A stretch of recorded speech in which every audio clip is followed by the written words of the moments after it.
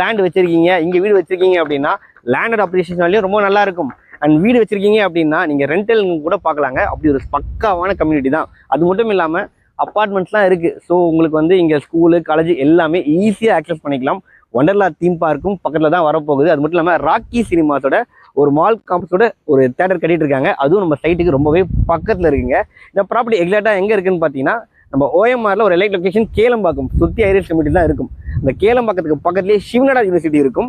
கரெக்டாக அதை தாண்டி வந்தீங்கன்னா இந்த அப்பார்ட்மெண்ட் தெரியும். இதுக்கு ஜஸ்ட் பேக் சைடில் ஓஎம்ஆர்லேருந்து வாக்கபிள் டிஸ்டன்ஸில் இந்த கேட்டட் கம்யூனிட்டிக்குள்ளே நமக்கு லேண்டு சேலுக்கு இருக்குங்க.